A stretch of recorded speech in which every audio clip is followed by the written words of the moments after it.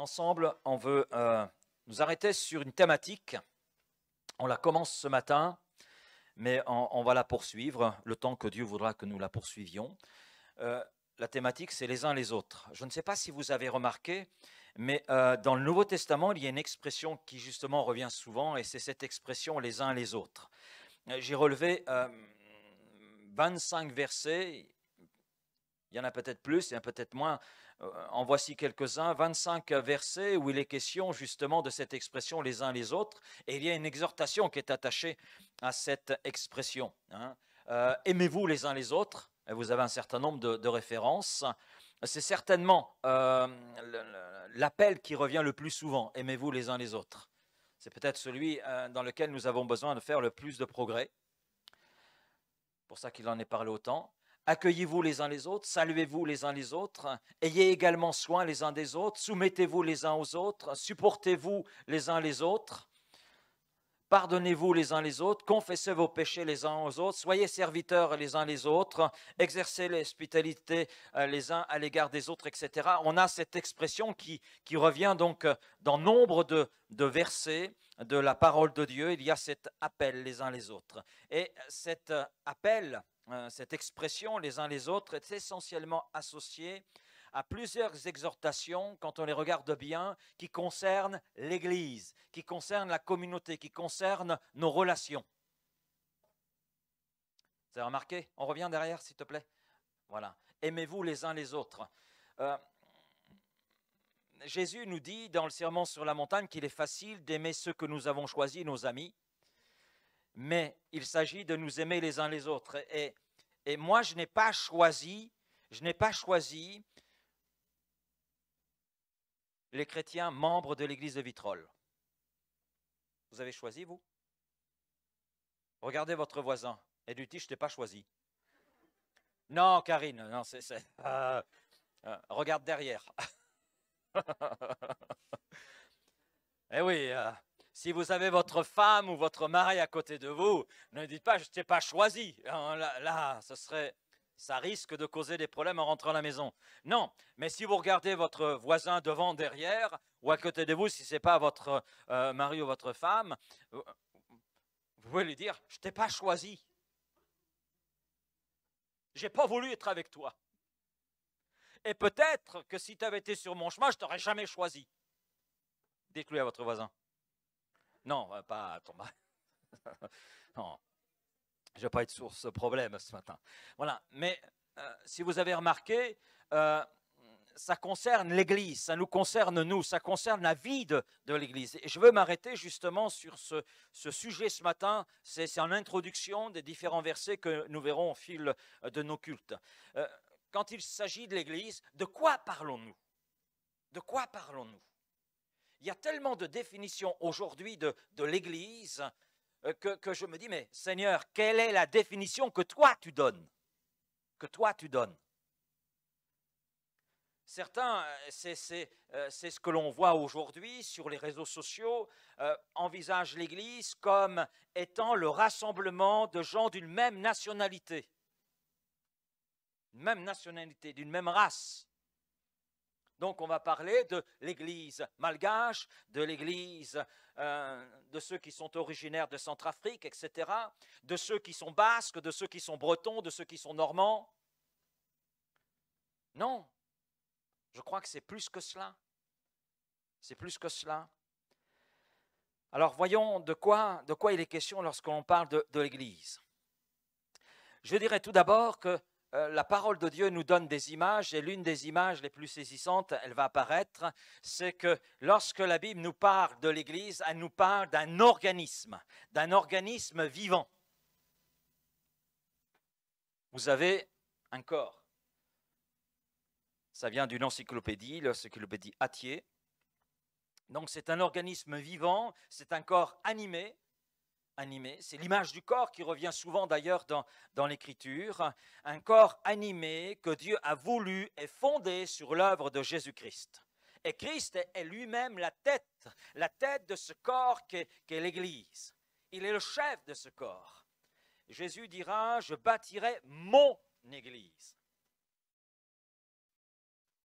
Il n'a pas écrit « Je bâtirai l'église de Laurent » ou de XY. Je bâtirai mon église. Colossiens 1,18, Paul écrit « Il est la tête du corps qu'est l'église. » Il est la tête, celui qui en est l'initiateur, celui qui en est le principal objet. Jésus, en entrant dans le temple de Jérusalem, et après avoir chassé les vendeurs du temple, dans Matthieu 21, dira « Ma maison sera appelée une maison de prière ». Et il reprend une parole du prophète Ésaïe, et dans le prophète Ésaïe, il y a cet ajout « Ma maison sera appelée une maison de prière pour tous les peuples ». Pour tous les peuples. Quel que soit notre arrière-plan culturel, quelle que soit notre race, la maison qu'est l'Église rassemble l'ensemble des peuples, l'ensemble des nations. Amen. Amen. C'est sur Christ, son enseignement, son œuvre aussi que l'Église a été édifiée et prend appui. L'apôtre Paul insiste très bien aux Corinthiens. Il semble qu'il y ait eu des problèmes par rapport à la notion d'Église et la notion aussi de membres dans l'église de Corinthe. C'est pour cela que Paul leur envoie 2 lettres. Et il dira entre autres, car personne, 1 Corinthiens 3,11, car personne ne peut poser un autre fondement que celui qui a été posé, à savoir Jésus-Christ. Le fondement de l'église, ce n'est pas l'enseignement du pasteur, si bon soit-il dans son enseignement. Non, le fondement de l'église, c'est Jésus. C'est Jésus, l'enseignement de Jésus. L'enseignement de Jésus. L'œuvre de Jésus, c'est le fondement, la base sur laquelle se fonde, se construit l'Église. Et puis, le Saint-Esprit véhicule la vie de Christ dans le corps qu'est l'Église. C'est le Saint-Esprit qui anime l'Église. C'est aussi lui qui la dynamise, c'est aussi lui qui la renouvelle, c'est lui qui rend fort l'Église.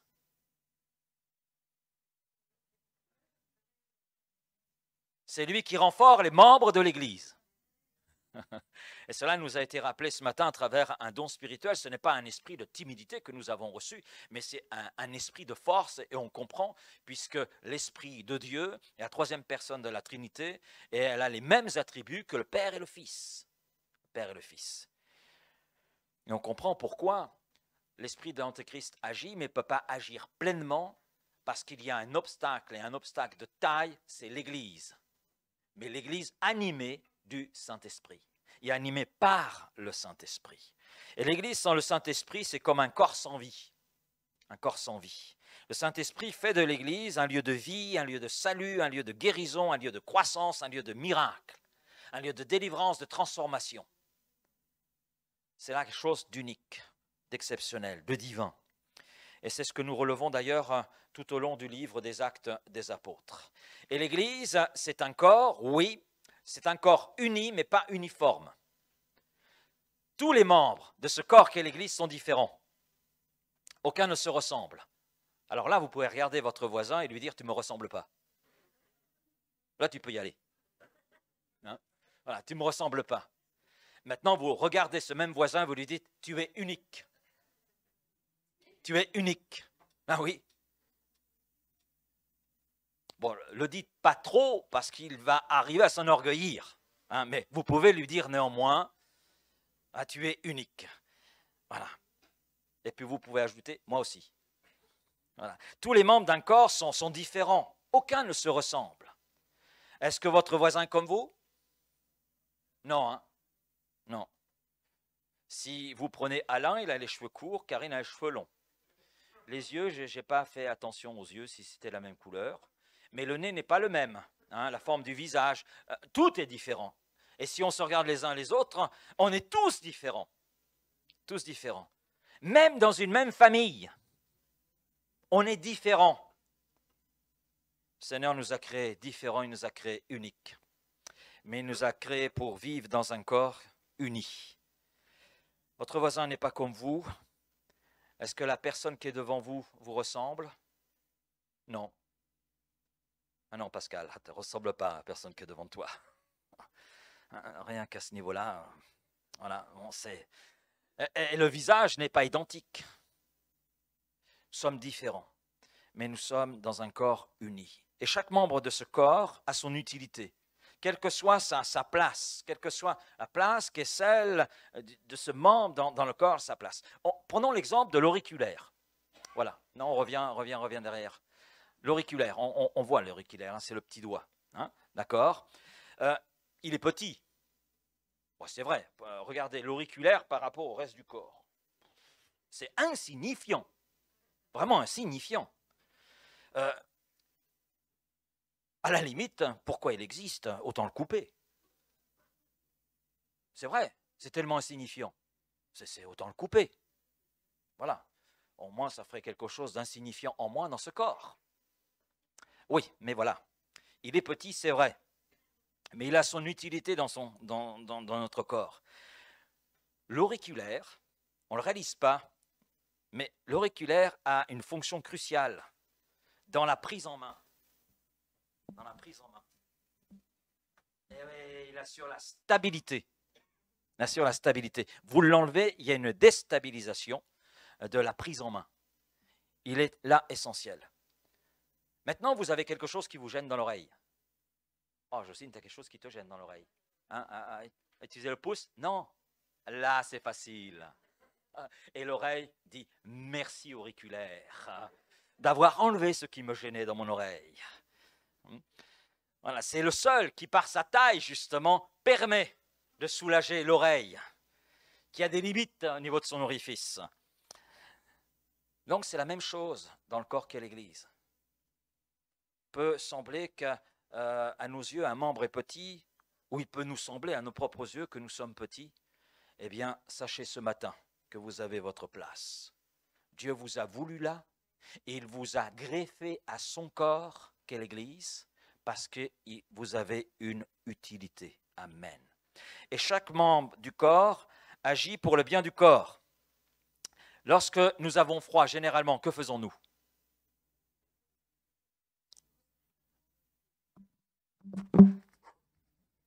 On se frotte les mains. Allez-y, frottez-vous les mains.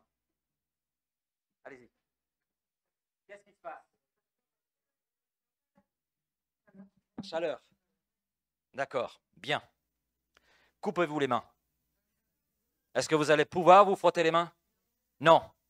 Donc ça veut dire que les mains, pour se frotter, pour procurer la chaleur, ont besoin de quoi? Ont besoin des os, ont besoin de la peau, ont besoin des nerfs, ont besoin... Donc on voit que tout est là nécessaire. D'accord? Maintenant, frottez-vous les mains. Allez-y. Est-ce qu'il n'y a que vos mains qui sont réchauffées? Non, la chaleur monte, ça réchauffe votre corps. Pas vrai? Bon, désolé pour la technique, hein, mais voilà. Il n'y a pas simplement vos mains qui se réchauffent lorsque vous les frottez. Non seulement la chaleur du frottement des mains réchauffe les mains, mais réchauffe l'ensemble du corps. Et chaque membre que nous sommes dans ce corps doit agir pour le bien du corps. Ce que nous faisons a des répercussions, un impact sur l'ensemble du corps qu'est l'Église. Tous les membres du corps sont interdépendants. Mes mains se frottent l'une contre l'autre parce qu'il y a des os, il y a des muscles, il y a des ligaments, il y a des nerfs, il y a des veines, et tout cela se met en action, et procure un bien-être au corps, procure la chaleur dont le corps a besoin à travers le frottement des mains. 1 Corinthiens 12, verset 21, l'œil ne peut pas dire à la main, je n'ai pas besoin de toi, ni la tête dire aux pieds, je n'ai pas besoin de vous. Et là, je comprends, l'œil ne peut pas dire à la main, je n'ai pas besoin de toi. Imaginez que l'œil a une saleté. Écoute, main, je n'ai pas besoin de toi. Hein. Eh non, l'œil est bien content quand il y a une saleté de trouver la main. Hein. Ah, ça va mieux. Voilà. Les membres, nos membres dans notre corps sont interdépendants. Et c'est la même chose dans l'Église. Je prends un autre exemple. Si vous vous coupez le doigt, faites l'essai.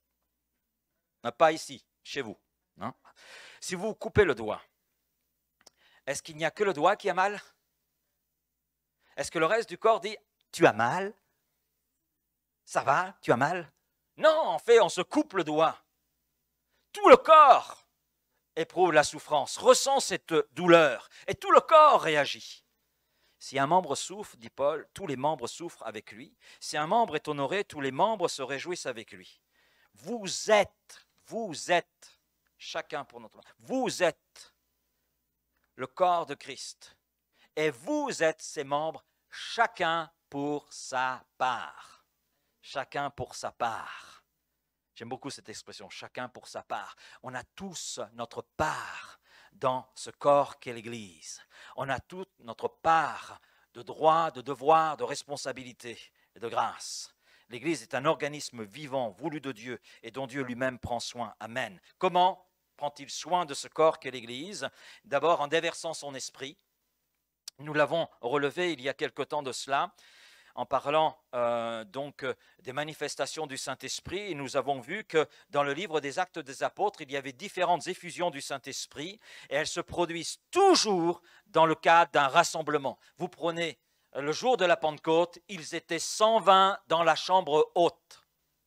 C'est là que le Saint-Esprit s'est manifesté. C'était le temps voulu de Christ, le chef de l'Église. Et c'est à partir de là que l'Église est née avec ses 120 dans la chambre haute.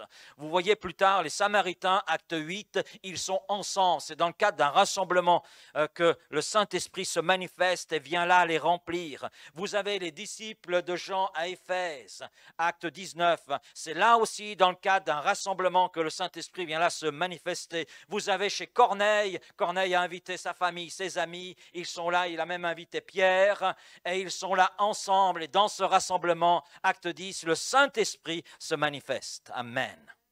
Quand le peuple est rassemblé, quand les membres du corps sont ensemble, le Saint-Esprit se manifeste. Psaume 133, cantique des degrés, c'est un cantique de David. Voici, ô qu'il est agréable, ô qu'il est doux pour des frères et sœurs, pour les membres du corps qu'est l'Église, de demeurer ensemble. C'est comme l'huile précieuse qui, répandue sur la tête, descend sur la barbe d'Aaron, qui descend sur le bord de ses vêtements. C'est comme la rosée de l'Hermon qui descend sur les montagnes de Sion. Car c'est là que l'Éternel envoie la bénédiction, la vie pour l'éternité.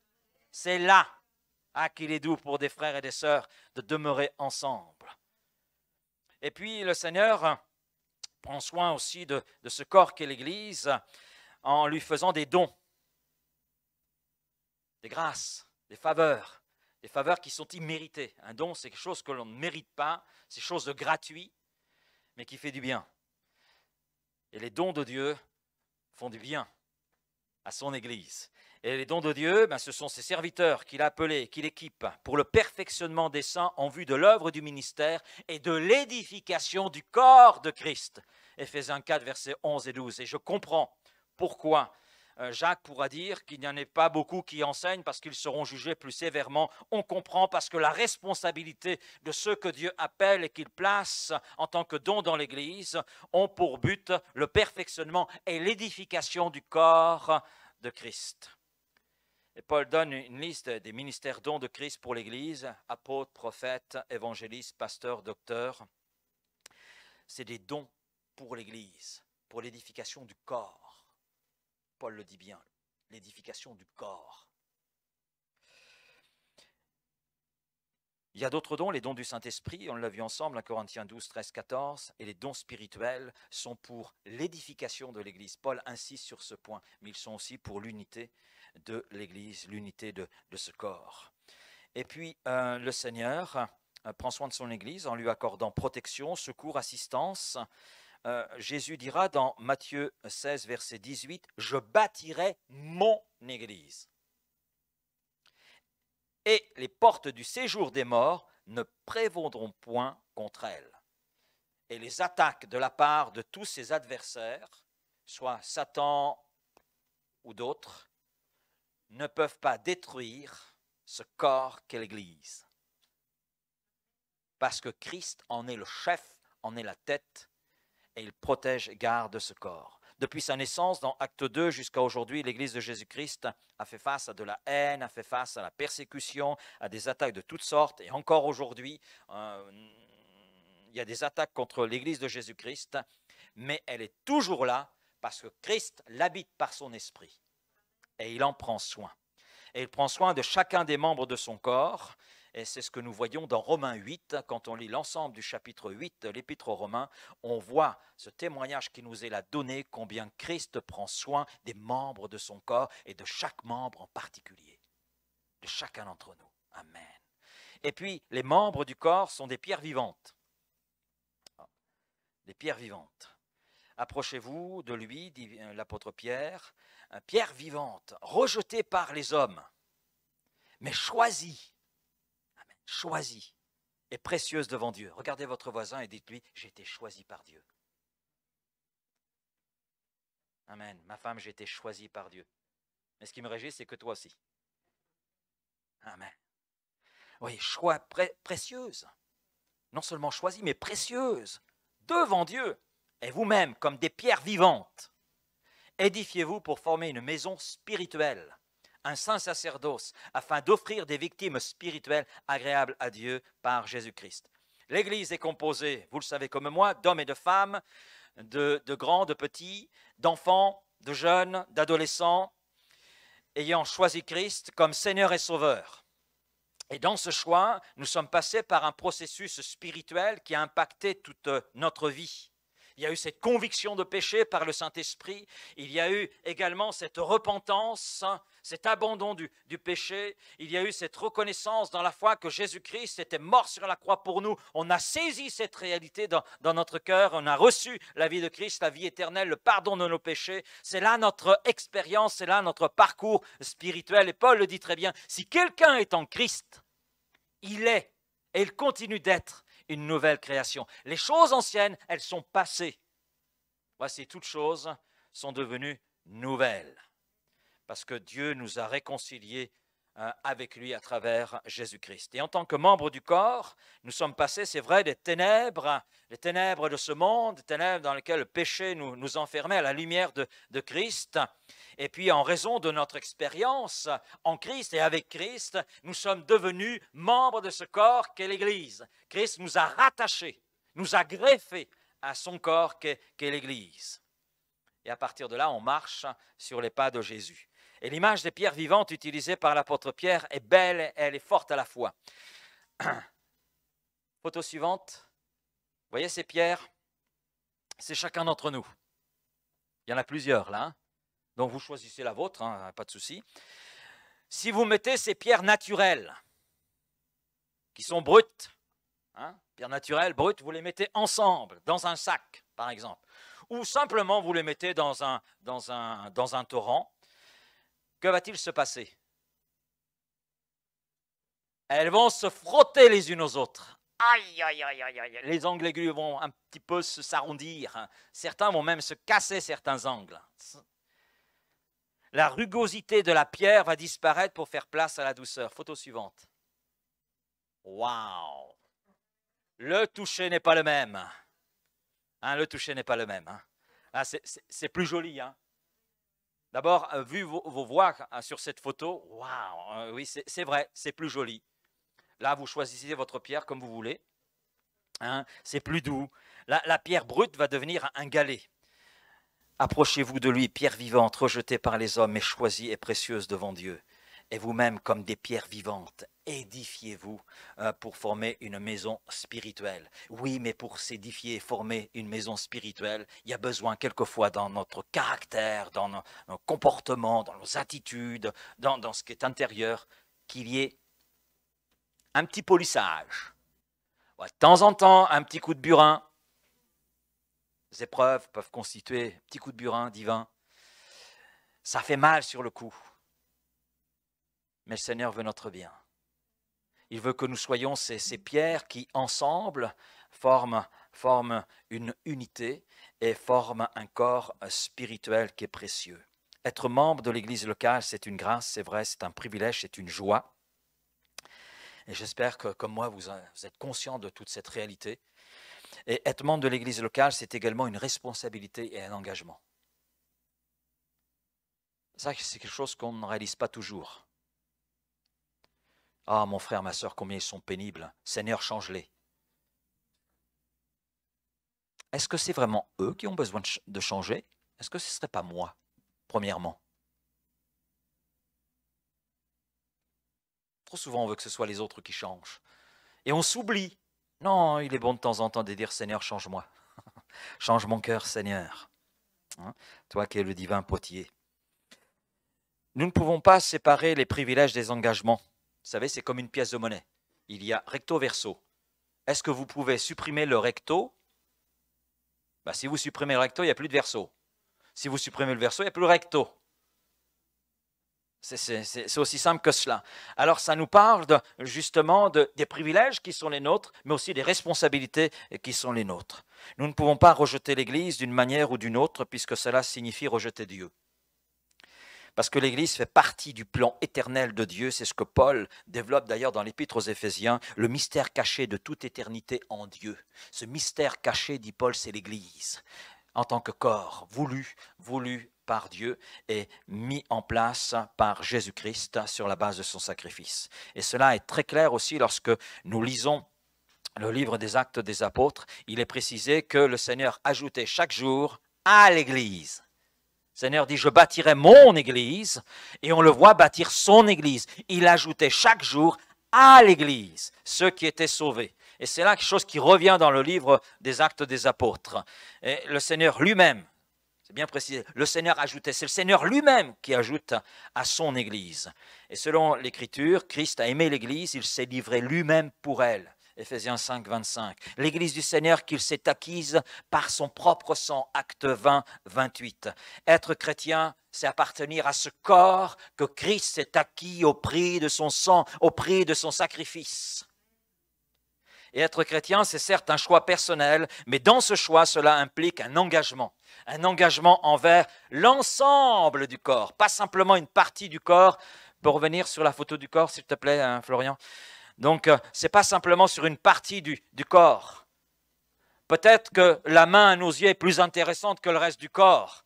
Et on a plus de sympathie avec la main, ceux qui composent la main. Mais le Seigneur nous dit, nous sommes membres du corps. Et nous avons une responsabilité par rapport à l'ensemble du corps. Nous sommes l'ensemble du corps, de ce corps qu'est l'église locale de Vitrolles, et nous sommes tous responsables les uns des autres. On a tous une responsabilité les uns par rapport aux autres. Parfois, nous sommes étonnés devant certains comportements. Des membres abandonnent l'Église, s'en détachent. Abandonner l'Église, s'en détacher, c'est se détacher de celui qui en est le chef. C'est se détacher de celui qui anime l'Église, le Saint-Esprit. C'est se détacher du plan éternel de Dieu le Père. Et puis il y a certains faits aussi, et quelquefois étonnés par cela, les divisions, qui quand on les regarde, pour la majeure partie d'entre elles, ne se font pas sur des bases doctrinales réelles, mais simplement sur des bases charnelles. C'est pour ça que l'apôtre Paul d'ailleurs dira aux Galates que les divisions, c'est les œuvres de la chair. C'est le résultat de la chair, qui aurait besoin d'être crucifié tout à nouveau, qui aurait besoin d'être sanctifié, et qui s'exprime, et qui laisse libre cours à certaines pensées, une pensée d'orgueil. Et puis, on est parfois étonné de certains dires concernant l'Église. Il n'y a pas d'amour dans l'Église. Mon ressenti n'est pas forcément le ressenti de l'ensemble du corps. Peut-être que le problème, ce n'est pas qu'il n'y a pas d'amour dans l'Église. Peut-être que la véritable question, c'est « j'ai besoin d'être aimé parce que je manque d'amour ». Ce n'est pas la même chose. Il n'y a pas la vie ici. Ça, je l'ai entendu. Je ne sais pas si vous l'avez entendu. Il n'y a pas la vie ici. Mauvais. La vie, c'est quoi? La vie de l'esprit, c'est des frissons, les poils qui se dressent à certains moments. Non, c'est plus que cela. La vie, c'est une présence, celle de Jésus-Christ. Celle de Jésus-Christ. L'Église ceci, l'Église cela. 1 Pierre, chapitre 4, verset 16-17. Mais si quelqu'un souffre comme chrétien, qu'il n'en ait point honte, et que plutôt il glorifie Dieu à cause de ce nom. Car c'est le moment où le jugement va commencer par la maison de Dieu. Je crois que plus que jamais aujourd'hui, il est important de réaliser que l'Église, c'est un corps, que membre de ce corps, j'ai des privilèges, amen, mais j'ai aussi des responsabilités. Et il est bon de se rappeler que, un jour, et je pense qu'on est dans ces temps, justement, où le Seigneur va commencer le jugement par son peuple, par sa maison, par l'Église. Par l'Église. Parce que c'est vrai, il y a l'enlèvement de l'Église, on va entrer dans la gloire, on va avoir les couronnes, mais il est question du tribunal de Christ. Du tribunal de Christ. Alors ce tribunal, ce n'est pas lié au salut, c'est en relation avec nos œuvres, avec ce que, en tant que membre de l'Église, on a exprimé.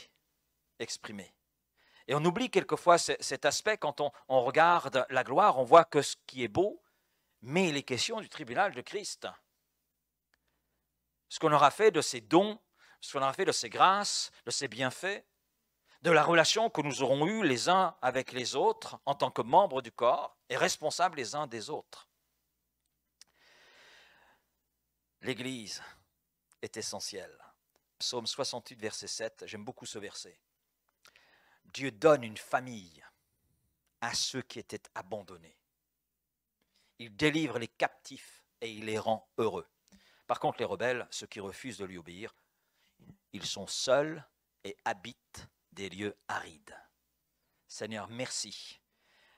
Merci, parce que nous étions abandonnés, parce que nous étions captifs, nous étions malheureux, mais tu es venu nous chercher dans notre désert et tu nous as fait entrer dans ta maison. Amen. Tu nous as greffés à ton corps qu'est l'Église. Et si nous regardons au nombre de fois où l'expression les uns les autres est utilisée et que nous nous arrêtons sur ce qui est lié à cette expression, je dis qu'un chrétien sans Église fixe, un CEF, c'est un non-sens. C'est un non-sens. On ne peut pas être chrétien sans Église. Vous voyez l'auriculaire vivre sans le reste du corps? Mais il est mort. Il ne sert à rien. Il va être piétiné, il va être détruit. Il va être détruit. Non. L'Église, elle est là, voulue par Dieu. L'Église a été voulue de Dieu pour rassembler tous ceux qui lui appartiennent. Il y a d'autres images, c'est l'épouse de Christ. C'est l'épouse. Waouh, celle qui est désirée, celle dont on prend soin. C'est son corps. Et Christ s'est sacrifié pour l'Église. L'Église, c'est la maison de Dieu. C'est Bethel. Bethel. C'est là qu'il rassemble ceux qui lui appartiennent pour les édifier, les transformer. Parce que l'Église, c'est un lieu de transformation. Un lieu de vie, un lieu de transformation. Et puis, c'est là aussi que Dieu nous équipe les membres. L'Église, c'est une forteresse. C'est une forteresse que l'ennemi ne peut pas vaincre. Et où on est là en sécurité. Le psaume 91. À l'ombre de tes ailes. J'ai un refuge. L'ennemi ne peut pas m'atteindre. À l'ombre de tes ailes. Les ailes? Oui, l'Église. L'Église est l'aile du Seigneur. Il nous couvre de sa grâce. Il nous couvre de sa protection.